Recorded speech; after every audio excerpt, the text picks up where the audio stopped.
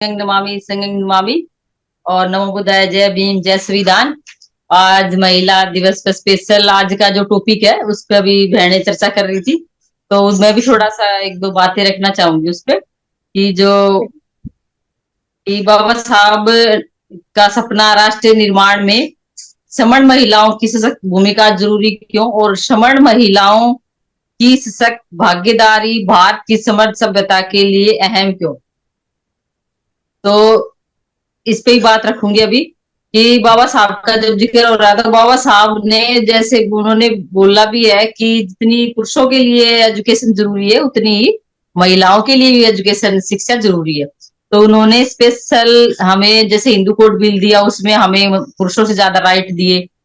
और जो जो उन्होंने मतलब पुरुषों के लिए मुझसे ज्यादा काम बाबा साहब ने हमारे लिए किया। तो उनको पता था कि महिला ही घर की जो धुरी है, समाज की जो धुरी है, जैसे घर से शुरू होती है और समाज में महिलाओं का जो योगदान है वो ज्यादा है। क्योंकि आज का जो कल्चर है उसको देख लो, हम सब हमारी जो महिलाएं वही ढोने लग रही है।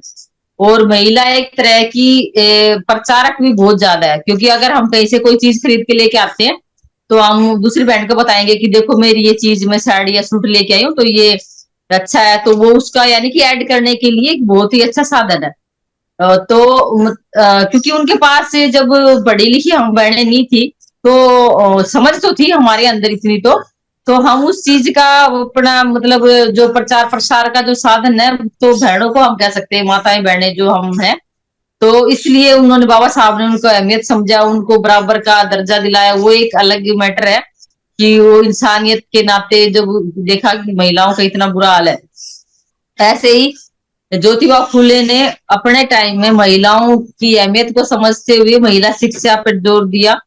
और उन्होंने अपनी जीवन संगनी के साथ और फातिमा शेख जिनकी कल जयंती थी, तो उनके साथ मिलके और हम महिलाओं के लिए स्कूल खोले, जिसकी वजह से आज हम बातें कर रहे हैं।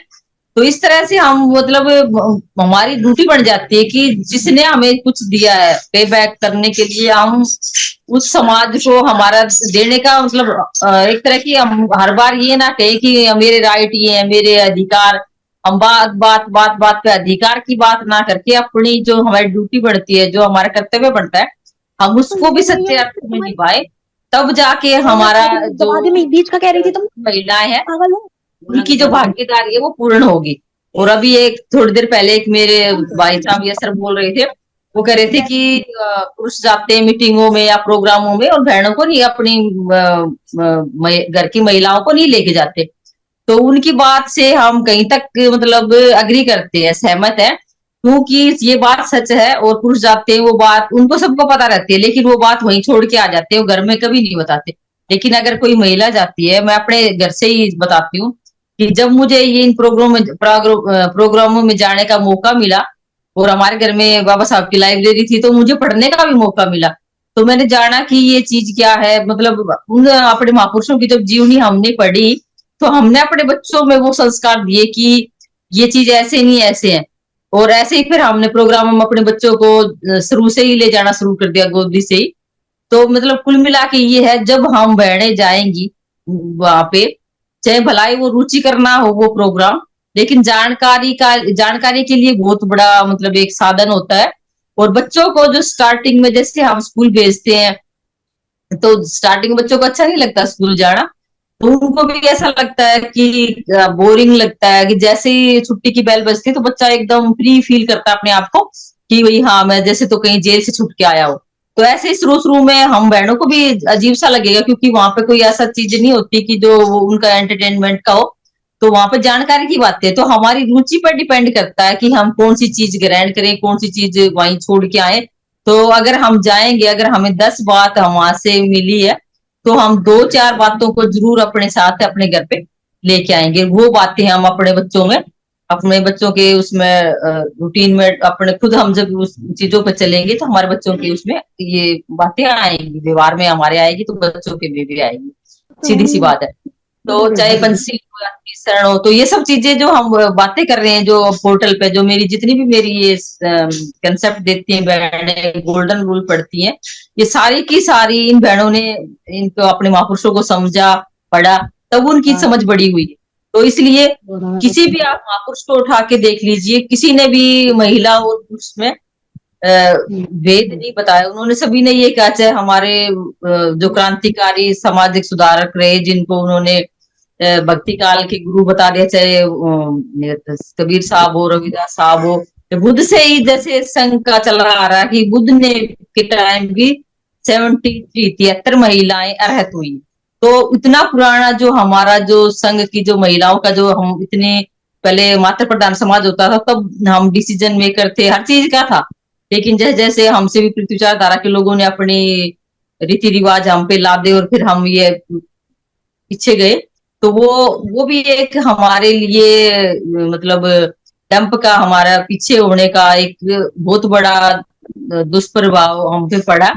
तो इसलिए हम तो सिर्फ यही कहेंगे कि अगर हमारी जो यहाँ सर जुड़े हुए हैं, जितने भी हमारे जो बहनें जुड़ी हुई हैं, वो अपने आसपास के भला एक ही महिला को, चाहे भला अपनी बेटी को, अपनी बहन को, एक को अपने जैसा बना दे, यानी कि उनको चाहे एक बाबा साहब को ही पढ़ लें, तब भी वो बहुत ज्यादा मतलब उनके लिए फायदेमंद होगा।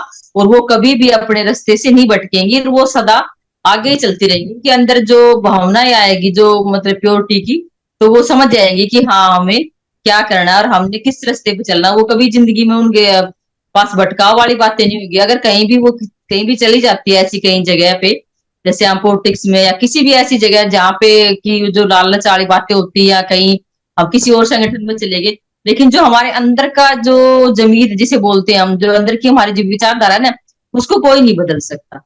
जैसे जिन्होंने मान्यवर साहब के साथ काम किया है, तो उनको हम जल्दी से, जो पक्के उनके अनुयायी हैं, तो उनको हम नहीं मतलब वो हर चीज पे अडिग रहते हैं। उनके फैसले भलाए उनको हम एक लकीर के फकीर कहें या कुछ भी कहें, उनका जो डिसीजन है वो सही होता है, मतलब लगभग।